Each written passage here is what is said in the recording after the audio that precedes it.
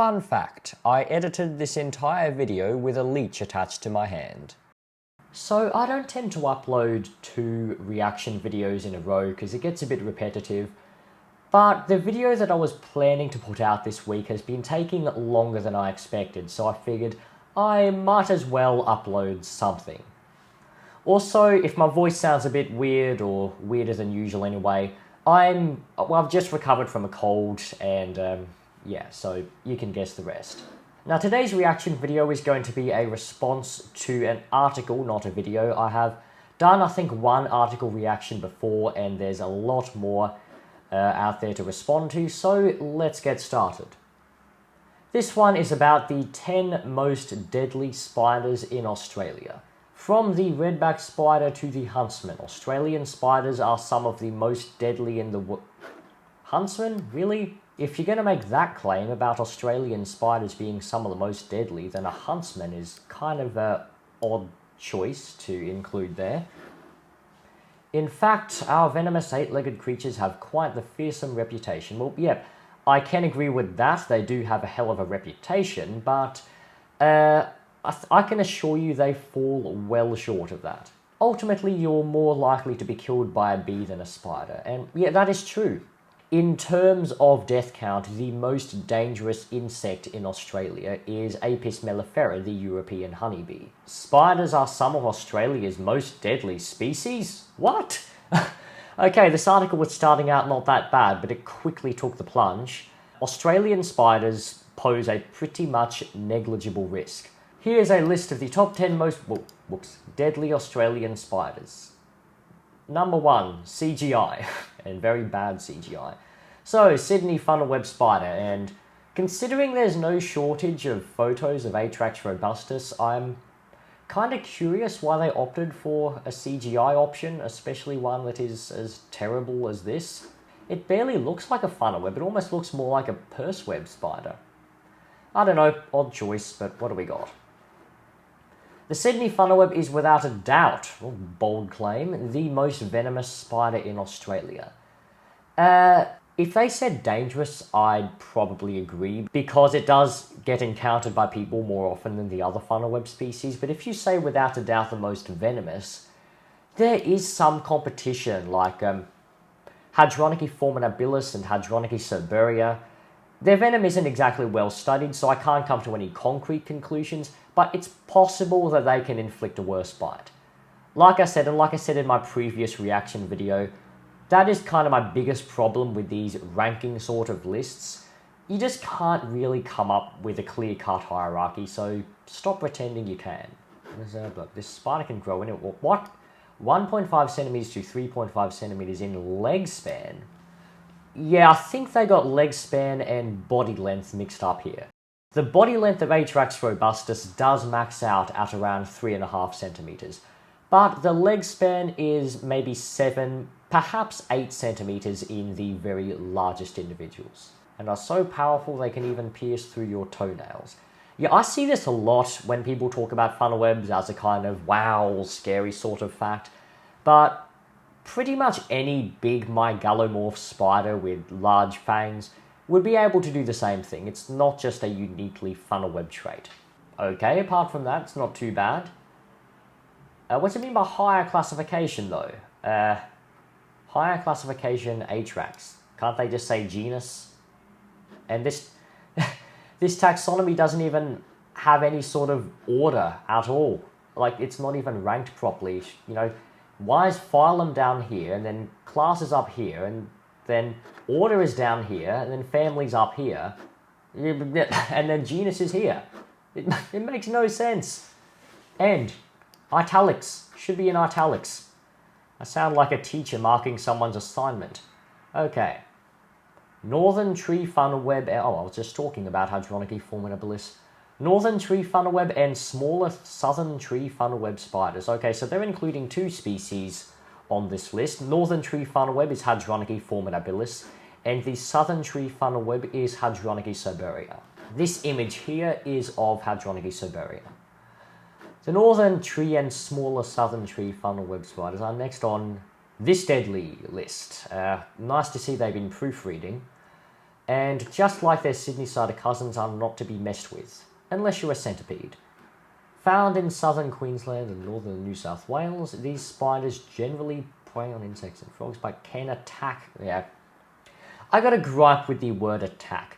Spiders of any kind do not outright attack people. They may get defensive.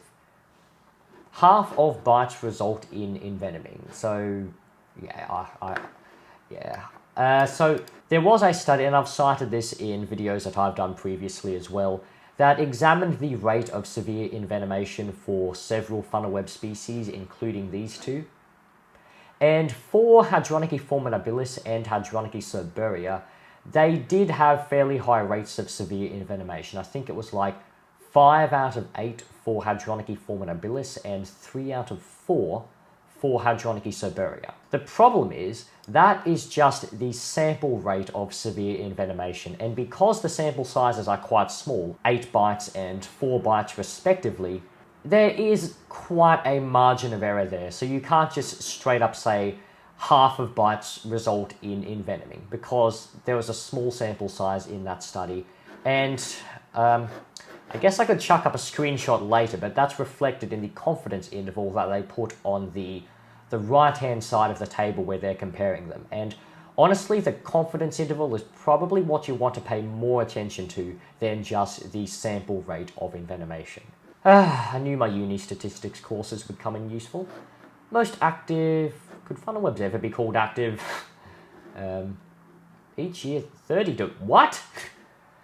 I feel like they might be getting these mixed up with Atrax robustus, because bites by these tree funnel webs are not very common whatsoever, and that's due to a combination of their distribution, which is generally pretty out of the way, and their habits as well. They live up in trees, so if you're just doing garden work or whatever, you're very unlikely to encounter one. And as per usual, we have the same taxonomic mess. What do we got next? Latrodectus hasseltii. Okay, I don't really have a huge issue with any of that.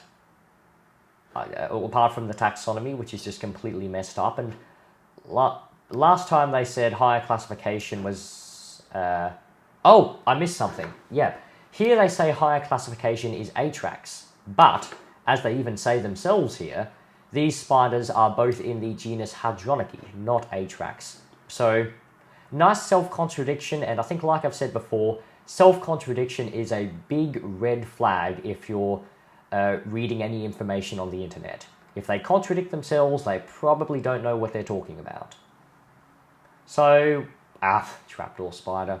Okay, so the top 3 spiders on the list, top 4, seeing as they shoved 2 of them in the same spot, are indeed medically significant, so I don't object to having any of those on this list. Trapdoor spiders, however, nah. 4th on the list of deadliest Australian spiders is the trapdoor spider. Yeah, so I think it's a clear sign of how overrated Australian spiders are that after only 3 entries, this guy has already run out of medically significant stuff. This clever hunter camouflages the entrance of its burrow to trick their prey into falling in... No. Trapdoor spiders don't wait for prey to actually fall inside their burrows. They sit at or close to the entrance and then come out and grab prey that comes close enough. Otherwise, they'd spend a lot of time waiting and they wouldn't be very effective hunters. Luckily, they only grow to be 3 centimeters in length.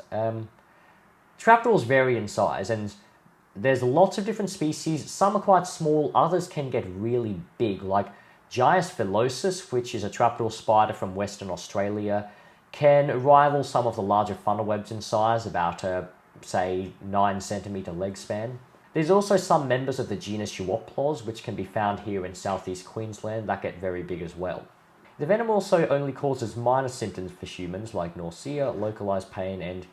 Okay, yeah, so why the hell are they 4th on a list of the most dangerous spiders? They can be aggressive around their burrow, though. Honestly, I'd say it's the opposite, and the same goes for funnel webs too. If they're in or around their burrow, they'll usually always retreat because they actually have somewhere to hide. It's generally when they're caught out in the open that they tend to get defensive. And trapdoor spiders do get pretty defensive. In fact, some of them, like some of the larger Cataxia species, are probably more defensive than funnel webs. They're just not as venomous. Scientific name okay, Ctenizidae is a family of trapdoor spiders overseas. I think they're found in North America. I'm not sure where else they're found as well, but they're not in Australia. Here in Australia, the majority of the more familiar trapdoor spiders belong to the family Idiopidae. I like how they're using the scientific names for most of it, and then for order, they just say spider. Like, couldn't you just have some consistency and say Araneae? And hold up, mouse spider? Why are mouse spiders below trapdoor spiders? Mouse spiders are actually medically significant, and they're the closest living relatives to funnel webs, and their venom's quite similar too. So, I don't know. Mouse spiders may not be the most venomous on the list. Well, they're a hell of a lot more venomous than what you just put above them. But they are definitely one of the more terrifying looking spiders found in Australia. Well, when you look up close, yeah, but mouse spiders are actually surprisingly small. Like, when you see them in photos, they look huge, but they don't get much bigger than a thumbnail. Okay, see, look, they said it themselves. Their venom is nearly as potent as the funnel web. So why is it below a trapdoor spider that you also said only causes minor symptoms? Make up your damn mind. These spiders prefer to wander at that depends. Okay, female mouse spiders pretty much don't wander at all unless they're forced out by like flooding or maybe a predator, centipede in other words. Mature males, on the other hand, some of them wander around at night, others wander around during the day, and most of the diurnal ones, or the daytime active ones, tend to have bright warning coloration, like this one, which is probably a male Michelina ocatoria. Scientific name, Michelina, family, Actinopod. Okay, should be in italics.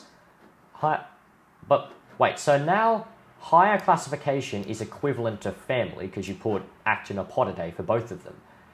But up earlier on the list, higher classification is equivalent to genus.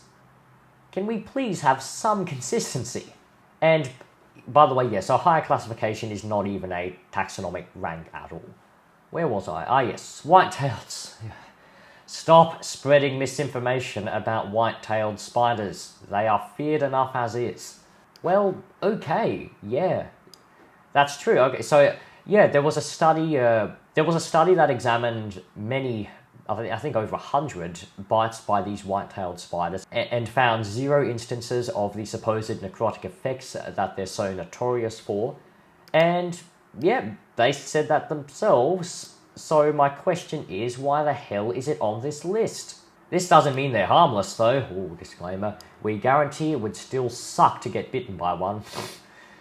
Yeah, that seems to be a recurring thing with all of these lists. Like, whenever they do acknowledge that something isn't dangerous, they still have to add something at the end just to make it sound a little bit scarier. Targeting insects and even other spiders. Whitetails are specialist spider predators, so spiders are their main prey. Insects are something that they might go for, but it's mostly spiders. Scientific name, Lampona cylindrata. Okay, there are multiple Lampona species, and they all look very, very similar. So, yeah, it should just say genus Lampona. Atrax? What? Oh, yes, who knew? White-tailed spiders are a species of funnel web. Something tells me this guy was just copy-pasting this for every single entry on the list and just changing stuff, and I think he just forgot to change this section. So, yeah, proofreading. Make sure you proofread, otherwise people will not take your information seriously. Tarantula. Okay, I do have an issue with this last part here. The sound they produce when they rub their legs together. Usually it's rubbing their chelicerae together, which is their mouth parts, or maybe rubbing their legs against their chelicerae, but that's quite a minor gripe. Okay, so this time higher classification is subfamily. So yes, Selenocosmiinae is the subfamily to which all Australian tarantulas belong. So we've had higher classification equate to, I think, genus and family, and now subfamily as well. Recluse spider. Okay, so before I begin this, the recluse spider is not actually an Australian native. It has been introduced here, but its distribution is pretty localized and it's not encountered very often. The recluse spider has one of the more serious bites. No, it does not. I'm not looking forward to how that sounds on record. But, okay, so they can occasionally cause some rather nasty effects, but most bites by recluses are mild. I swear half of this reaction video is just looking at the higher classification section. Higher classification, recluse. Yeah, that's not even a... Yeah, I can't even talk anymore. And it's nothing to do with my sore throat. I'm just dumbfounded. Huntsman, are you... For the love of Sauron. This is a list of the most dangerous spiders, and you put one on that is, like, well known to be harmless. And to crown it all, this isn't even an Australian huntsman. This is a member of the genus Damastes, which are, if I recall correctly, they're found in South Africa and Madagascar. So, you know, not even close. And the thing is, there are so many photos of huntsmen from Australia, and comparatively very few from Africa. So, even if you were completely stabbing in the dark, you'd be more likely to get the right image. It's like being asked to collect a piece of hay out of a haystack and accidentally collecting a needle. Perhaps Australia's most feared a lot of viral Australian spider posts do seem to involve huntsmen. The huntsman has risen to notoriety thanks to circulating online photos of the spiders in crazy news articles, and crazy shitty articles like this, showing their imposing size. Mate, have you seen how big some tarantulas in South America get? Huntsmen have got nothing on those. Huntsman grows up to 15 centimeters in wingspan, with some species before going to 20. I don't think there's any huntsman in Australia that could get to 25 centimeters. There is an overseas species, Heteropoda maxima, that can get to 30 centimeters, but here in Australia, they generally fall well short of 20 centimeters. Oh, and by the way, even though huntsmen are always associated with Australia, they are actually a very widespread family of spiders. They can be found pretty much worldwide. The real danger with these spiders is the reaction of the human when it appears, with many road accidents attributed to this unexpected guest falling from the sun visor. I'm not saying that can't cause a car accident or that it hasn't, but I think you overuse the word many. And let's just say, like, I've only just started taking driving lessons, and I can assure you that if you're on the road, huntsman spiders should be the absolute least of your worries. Like, 8 tracks. Oh yeah, what do you know? Huntsman spiders are a species of funnel web as well. So, yeah, I gotta say, huntsmen and whitetails, they're my favourite funnel web species. What have we... Orb weavers! I thought it couldn't get worse than huntsmen, but orb weavers on a most dangerous spiders list? Did Coyote Peterson write this article or something? Unlike some of the other spiders on this list, the common garden orb weaver does not mess around. Okay. It's highly aggressive? I can't even do my Jimmy Carr laugh. It would have worked so well for now. I hate you, sore throat. And accounts for the most spider bites in Australia every year. Okay, so the second part is true, but that's not due to these spiders' aggression, because they're not aggressive spiders. It's due to the fact that they are very, very common in urban areas. So, of course, when you're gardening or whatever, you're more likely to get bitten by that than something like, I don't know, Hadronychus formidabilis. Fortunately, their bites have only minor effects and lead to localized pain. Scientific name, yeah, so this is outdated. Australian garden orb weavers used to be in the genus Eriophora, but now they've been moved to genus Hortophora. And now higher classification is equivalent to genus again. Okay, well, wow, I mean, the article didn't even start out that bad, but it just jumped off a cliff. That's kind of all I have to say about this. If you enjoy my content, then feel free to subscribe and check out some of my other uploads. Don't forget to let me know what you thought in the comments section as well. So, thank you all very much for watching. That is it from me, and I shall see you again very soon.